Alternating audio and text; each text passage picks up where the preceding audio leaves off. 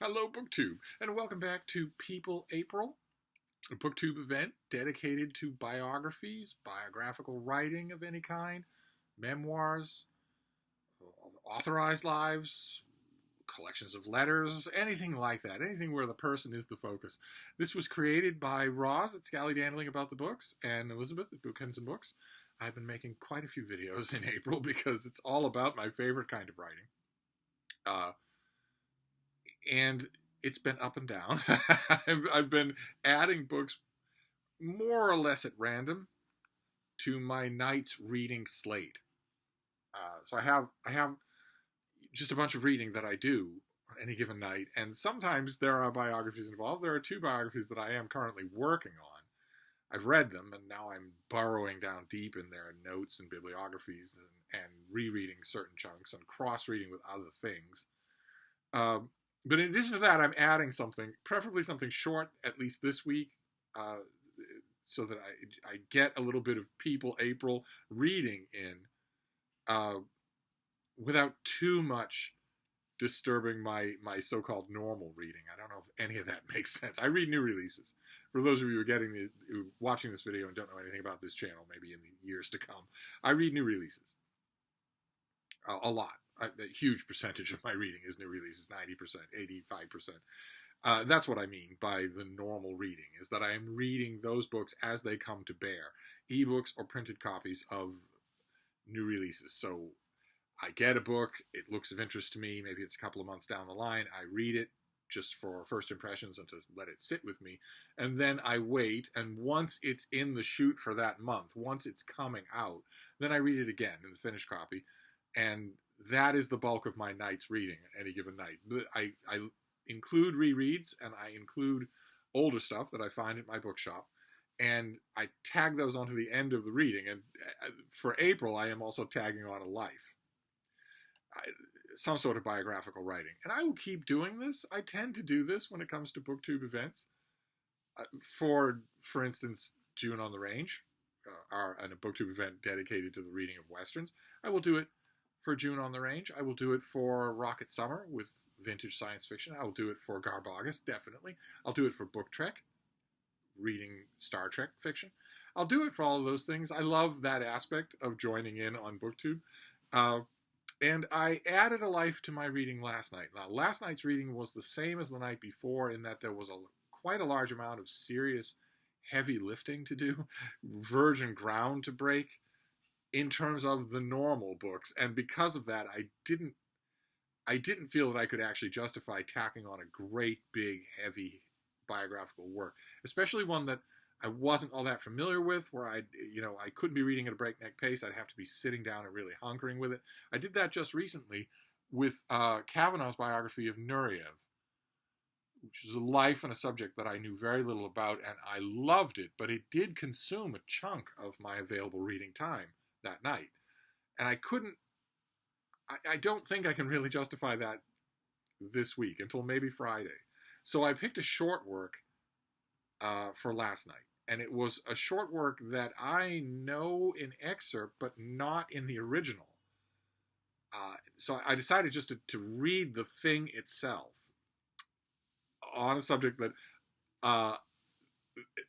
because of the random nature of my reading, I was pushed in the direction of this subject by just a mention of a book in a library tour that I did yesterday. So anyway, it's this. It's The Red Baron. It's Baron von Richthofen. He wrote a book. He was injured during World War I and was convalescing and was more or less ordered by his superiors to write a book that they could flog the daylights out of for PR purposes. He was by this point already well known to the ordinary German enlisted man in World War I as a fighter ace, as a flying ace. He had a really wonderful story, classic Germanic good looks from an aristocratic family. All kinds of other people enlisted in the war. His brother fought right alongside him, and also the greatest allure of all, which was the aura of unbeatability. in the air, he seemed unbeatable. This was, I think, largely due to a combination of things, one of which may have been a borderline sociopathic disregard for his own safety, which I guess you kind of have to be borderline unbeatable in the field. This was all air grappling, and I'm reading, there are a couple of new releases about the World War I air war that are out this year and that are fascinating. Of course, the so-called Red Baron features in those. So while he was convalescing, he was told to write a book. I don't know. I haven't dug deeply into the etiology of this book. That would have defeated the purpose of last night's biographical writing or reading. Making a research project out of any of this stuff would have defeated the purpose. I wanted just a relatively quick read. So I did not delve into just how much of this thing, the Red Fighter pilot, the Red Fighter, a wonderful new annotated English version of this book. I would give it the title The Red Fighter, or even just play around with it a little bit more than that. But I did not dig into how much help he had writing this. I don't really know. There are parts of this book that definitely read like a late 50s practiced wordsmith hack trying to channel the carefree voice of a young man.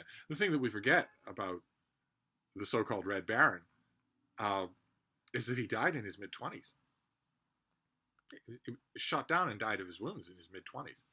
And I had forgotten that until the version of this thing that I read had a very brief, immersively brief introduction that reminded me of that fact. I always forget that because I conflate this character with Enemy Ace, a comic book character based on the Red Baron that was created by Joe Kubert. I conflate the two. And the Enemy Ace in the comic books, he also has a beloved pet dog who flies with him, and Baron von Richthofen did. He brought his dog up on a flight once.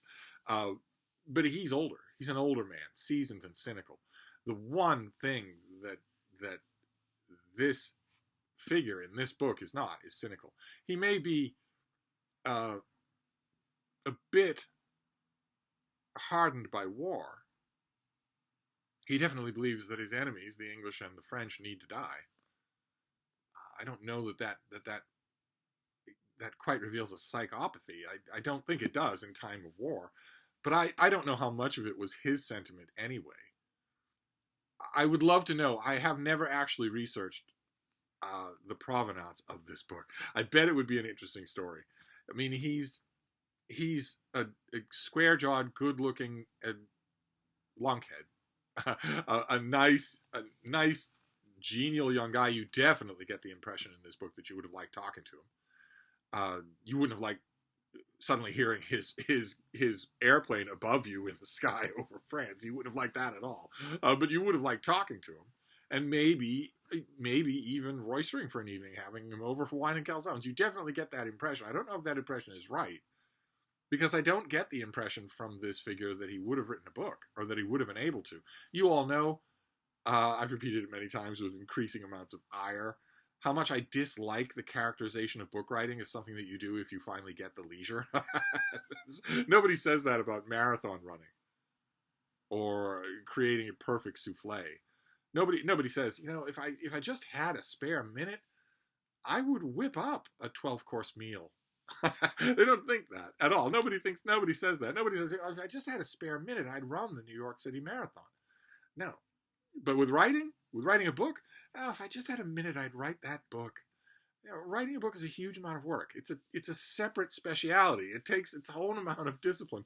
I don't get the impression from what I know about Richthofen that he had anything like that discipline or wanted to. So I would love to know if maybe this is common knowledge to you German readers. Maybe it's just common knowledge that he didn't write this.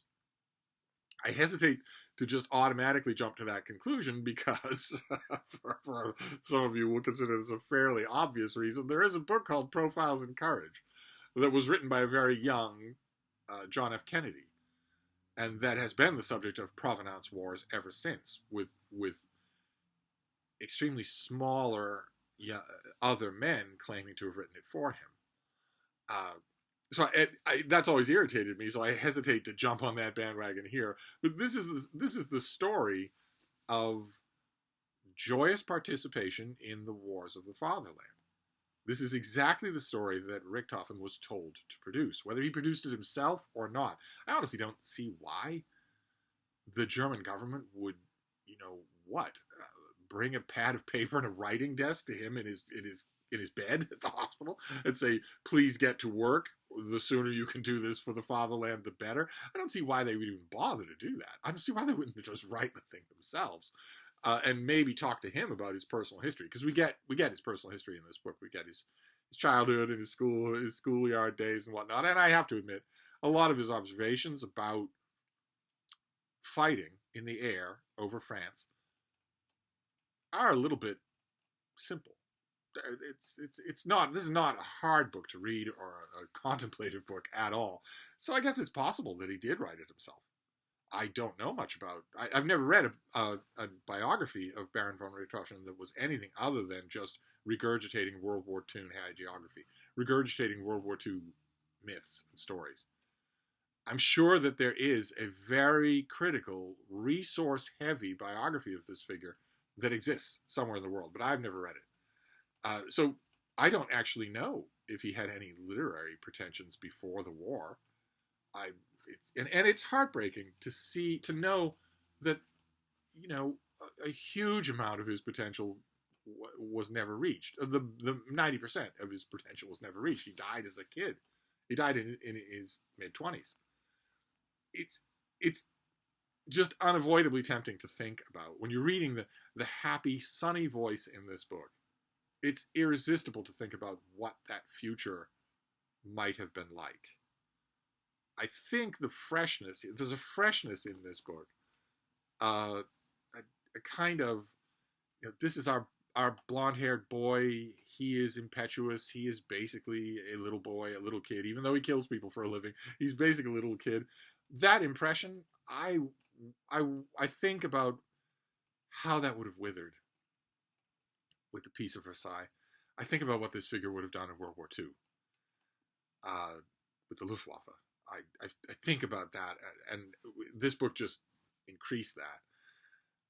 You think about what that would have been like. Richthofen was an extreme risk taker.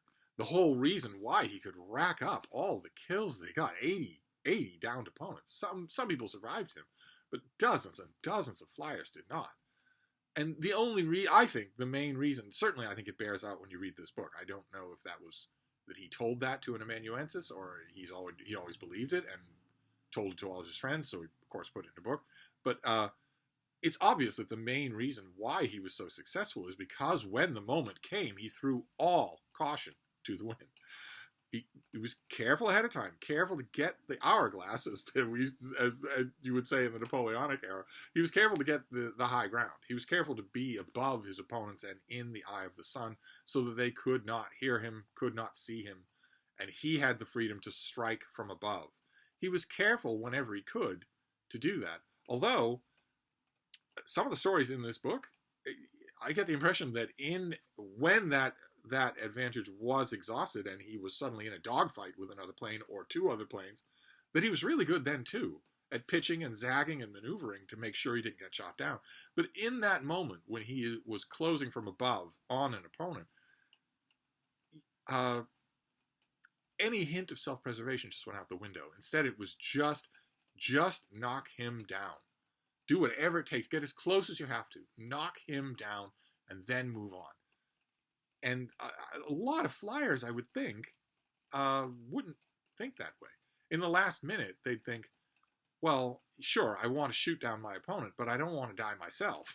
I want to hedge my bets just enough so that I don't die myself. I think that the author's own brother, Lothar, had that all-important, crucial moment of a flex of self-preservation at the moment of the kill.